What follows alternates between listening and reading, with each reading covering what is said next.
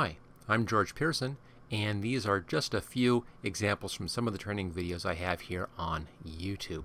Now, when you're working with the training, following along the training, if you want to get the materials I used in the training, just go to the description down below and click on the link that's at the top of the description, and this will take you to a page where you can download the materials. Please subscribe, click the like button, and of course always share on Facebook, Twitter, or wherever. I really appreciate that. Okay, let's go ahead and get started with the video. In this Photoshop Elements video, we're going to be looking at how to create this kind of a Christmas card. As you can see, we have all kinds of fun snowflakes and a bit of text on top. It's pretty straightforward, but it is going to involve using custom brushes and brush options. I'll be spending a little bit of time on those two topics. And then a couple of cute little tricks in here on the text as well. Okay, let's start off with a new file. Let me just close that one down. File, new, blank file. And for this, we'll be using the default Photoshop Elements size, which is 4:6 at 300 dpi. Choose OK. There we go. The first thing we want to do is to put in a gradient in the background. And I always like to do everything on a new layer just in case I want to do something with my background layer. So on the gradient, let's do this a dark blue to a light blue. Now I already have these colors selected over here. There's my foreground color and my background color. Let me just show you what I have. Here's the foreground color. Now notice that I'm just up into the mid blue ranges, which is right in here on the dark side of that, and just up in here. I mean, you can choose anything up here.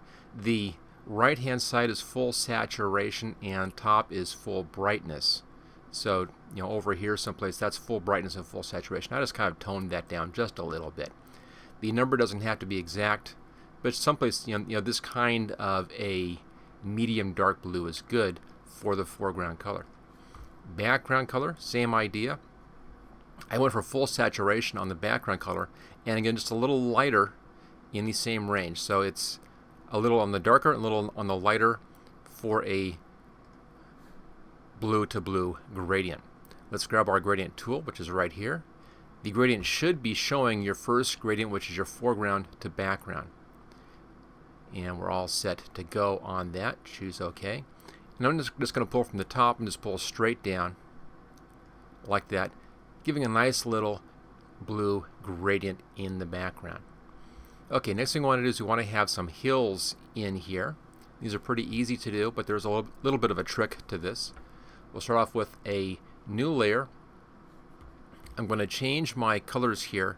I'll change the foreground color to white. Just drag it left hand corner just like that to get a pure white. So I have white to a medium light blue in the background there. Now on this, let's change our tool over here to the ellipse tool. These are all the different shapes, and I have it set for the ellipse. You want to have this set as unconstrained, and I'm just going to draw a little ellipse down here someplace, just kind of like that. Let's make a new layer. There we go. And I'll draw another one maybe over here somewhere, and then a new layer and another one in behind, a little bit larger, just like that. And I think I want to have my large one here in the back, so I'll pull that one down and I'll pull that down. So I have the foreground one is in the front, and then these are in the back. And notice I have a little bit of blue showing right over there. I can get rid of that just by taking this shape and moving it a little bit of overlap in there, so I don't have any blue showing on this. Okay, so far so good. Now I want to put a slight gradient in here so you can kind of see the shape of the hill. I want to have that bluish edge on the back and going to white pretty quickly. Go to our background first, and I'm going to select everything. If you hold the Control key down on your keyboard, click on the icon here, that selects everything on that layer. I'm now going to reverse my colors, have the light blue in front and white in the background. Go back to our gradient, and then it should be showing you by default the foreground and background gradient, and that's fine. Now I want just a little sharp pull in here. I may do this a few times to get this exactly right. So just pull a little sharp pull. Oh, forgot one thing, it has to be simplified. Let me just do that quickly here. Let's right click and simplify and simplify. So we simplified all those layers.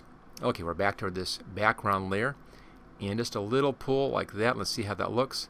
Not too bad. Maybe a little over here. I don't like that as much. This might take just a few tries until you get just the effect that you want. I want kind of soft. There we go. Just kind of soft and in the background like that. Okay, let's go to our next shape. Same thing, back to the Move tool. Let's deselect that. I'll hold the Control key down, click on the icon. That selects that shape. Do the exact same thing here. Back to the Gradient tool and just a little short gradient.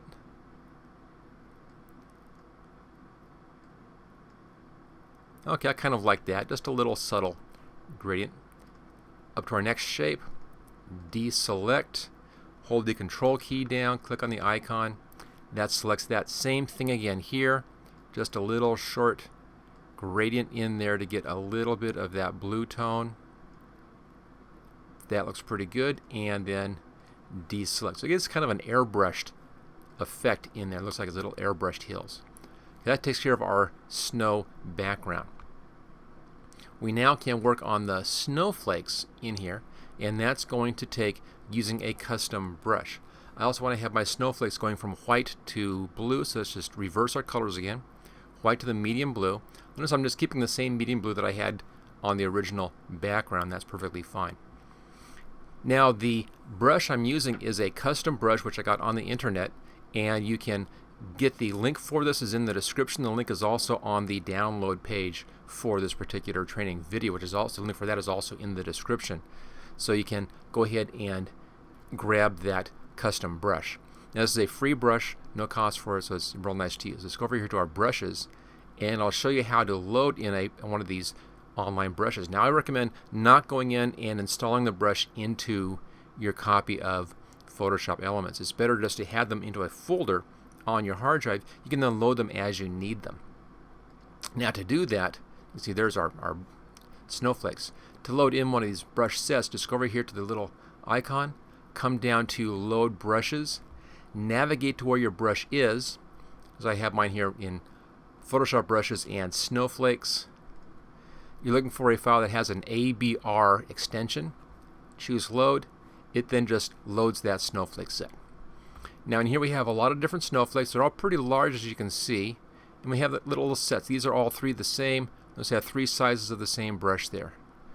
One up here, and these two, those are the same snowflake but different sizes. Three copies of this snowflake, again different sizes. So you can get the idea here. There are several snowflakes, three sizes of each snowflake. Now we'll be using just a variety of these, and I'll start off with this kind of pointy thing here, and I'll grab this size, kind of mid-size. Double click, sets that paintbrush on. You can see there's the size of that brush. Now before we get into this, we're going to be setting some brush settings on this to give us a bit of a randomness effect. If I look at the brush settings, and if everything here is set to zeros, which is the default, just like that, we'll close that down. Yeah, let me just make a new layer here. Forgot one step. There we go. New layer. That's for our snowflakes.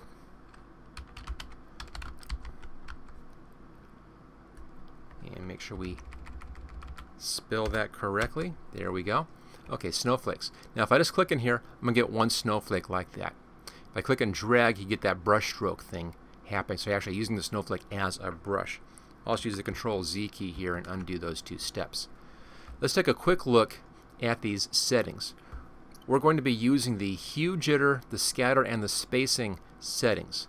The rest of this you can just leave alone. Let me just mention these quickly. The fade fades out your stroke. I'll show you that right there. I'll do a fade of 20, and I'll paint it like that. And you can see how it just kind of fades out there. Let's adjust that down to real small to 8, and then let's bring that up to a longer or a larger setting. And there it is. That's what that fade does. It fades out your brush stroke as you pull the brush stroke. So we'll leave that one at 0 since we're using this brush as a stamp and not as a brush. Now just delete those. The next setting is Hue Jitter. Now right now it's set at 0, and if I click on here several times, notice how these all come in the same. If I hold my brush a little bit longer, I get just a little bit brighter maybe. but they're all basically the same. Let me just use my Control Z and delete all those. Now we have our foreground and background color. Foreground white, background is that medium blue. If I bring Hue Jitter up about halfway, 50% right there, and I begin tapping, notice that they're all kind of in the mid-range of my gradient. Some are a little darker, some are a little lighter, but they're all kind of in the mid-range of that. Okay, I'm going to just use the Control Z key and get rid of those. And I was just stamping those on. Just tapping with the brush. Let's put this up here to 100% now. And I'll stamp it around. Notice how we have a little wider range this time. So these are getting a little closer up towards the white and a little further away down towards the blue background. That's what the Hue Jitter does. It takes the values between your foreground and your background color randomly and applies those onto the brush. So it's a random choice between those two colors. Okay, let's just back up a bit here on this. Again, using the Control Z key. So we're going to leave that at 100. Now scatter. If I leave scatter at 0, this is going to just give me a paint stroke like that. I do the Control Z key, there it is. If we set scatter up to about halfway, if I paint now, notice how it scatters those around. It's no longer coming in and giving me a straight stroke. It's kind of bouncing around on that stroke, and I'll just remove that. If I go clear to the top, 100%, notice how it really stretches those out. Wait for that to stop. There we go. That was just a quick brush stroke, so it was a real big scattering on that. Now the spacing is how far apart they are. You can kind of see a little diagram down here of what this looks like. I'm going to bring the spacing way up. And notice how our spacing in here gets real wide when we do that. If I bring the spacing down a bit, a little closer, so somewhere around 100% on the spacing. Do a little tap like that, and then kind of just come in and they're spaced around a bit. So there we go. I'm just going to use the Control Z key again, get rid of those. So those are the brush settings and why they're working. Fade to 0, Hue Jitter clear to the top, scatter clear to the top, spacing around the middle someplace is fine. Leave roundness alone. Now let's put in some brushes. I'm going to click up once here, I'll click once there. Let's bring the size up a little bit, maybe a bit too much. I'll click one here and there. Let's bring our size way down a bit. Put in a couple of clicks in there. Let's change our brush. And I'll find a different brush. Let's grab this one up here at the top. Double click on that one. Click once here, once there. Let's now set our brush settings like that. And we'll click once in here. Let's bring the size down a bit. Put a few little ones in there. Let's change our brush again. Scroll down. We'll grab that one right there. Double click and set that brush in. And I'll put in a couple of those like that without any settings. So we get those in as white. Go to our brush settings. Hue Jitter clear to the top. Scatter clear to the top. Spacing about the middle. And I'll click in once there. Let's bring that size up a bit.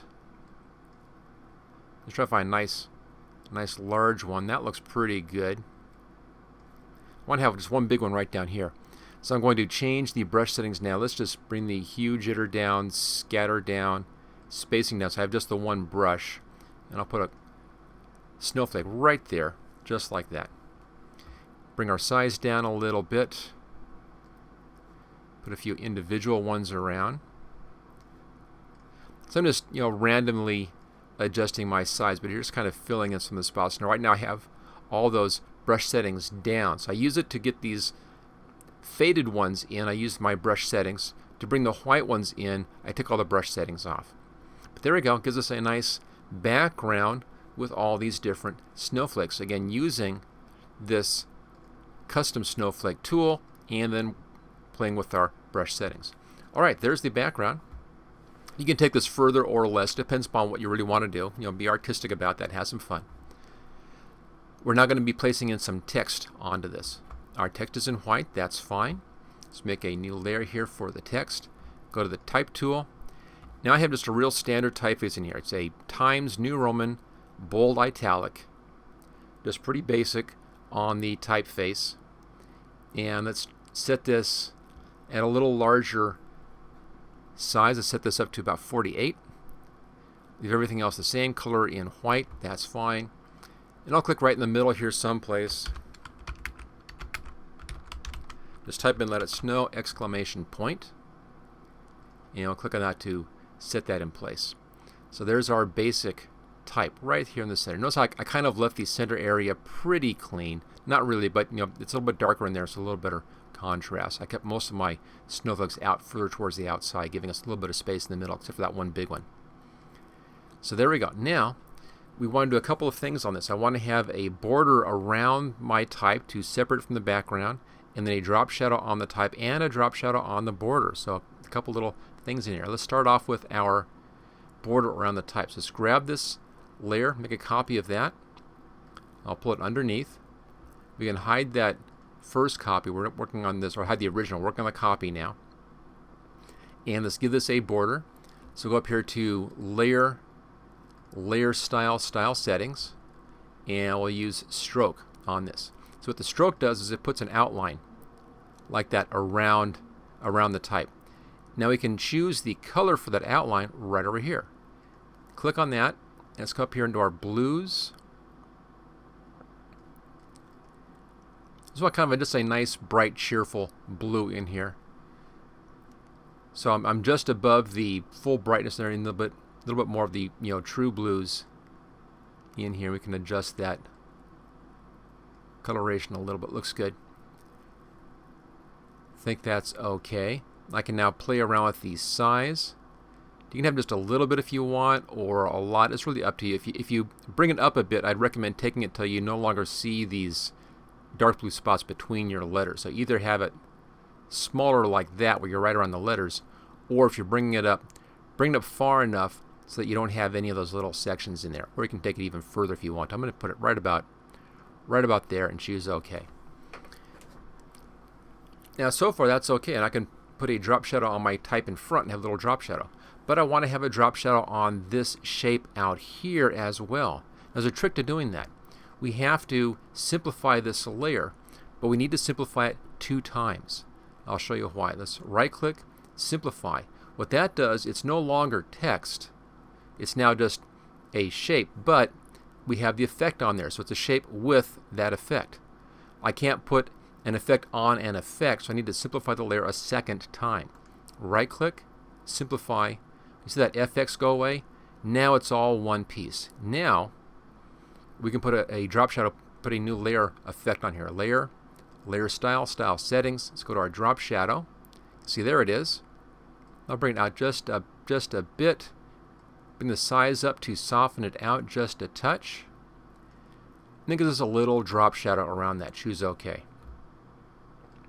Now the last thing I want to do is to put a shadow on our type. Let's go back to our type layer. I'll bring that back up again. So we have white type sitting right on top of the white type. But that allows me to put a drop shadow on this type layer, and that will then separate the text from the background. We can also do a little outline around that as well. So Layer, Layer Style, Style Settings. Let's do our drop shadow first. There it goes, little drop shadow. We can adjust this as needed. We'll play with that just a little bit. Let's go back to our stroke. And you see here's the stroke size. Let's change that stroke a little bit so it's just kind of a nice darker blue in here. And I'll pull it over to this side. There we go. And once again, because it's kind of like the dark blue up there, you can actually click on that and get that exact color if you want. Maybe it's a little richer, not too much. And maybe I'll just keep that. Okay, so that's that blue from up there. There's the Let It Snow. We can now adjust that stroke size a little bit until you're happy with that. Not too much though. I'm putting this outside. Let's go back to our drop shadow. Bring the drop shadow out a little bit further.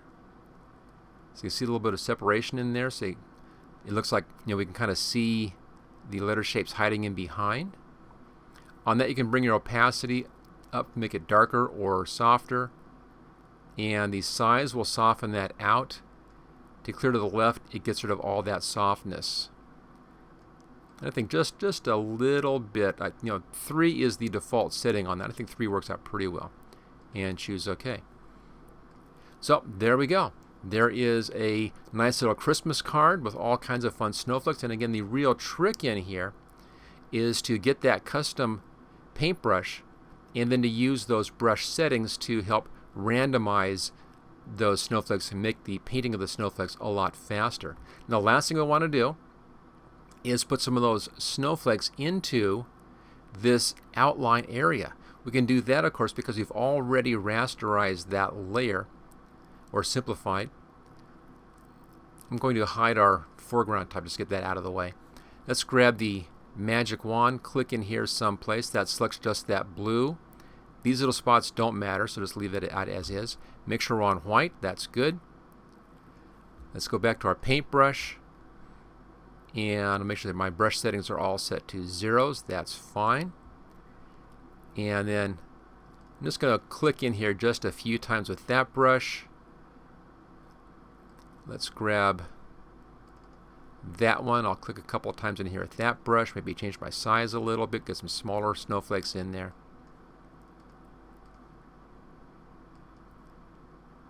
There we go, just bringing in some snowflakes. And let's find another one of our snowflakes. Let's grab this one. Double click and I'll put some of those in. Just bring some little snowflakes in around that background. Let's come down to this one and I'll put in some of these around the edges here. So they're only painting inside of that shape. And there we go, so there's some random snowflakes in there. We can now deselect that snowflaked background, bring our type back up again, and there we go. There is the snowflake greeting card. Again, using the custom brushes and the brush options to give us that variation. Thank you for watching this special Photoshop photography project video. Don't forget to subscribe so that you will get first notice of new project videos in the future. Just click on this link right here where it says subscribe here. You can get all 12 project videos in this series along with 26 special videos demonstrating the tools and techniques that I used in these projects by clicking on this link right down here. And then thank you again for watching this training video.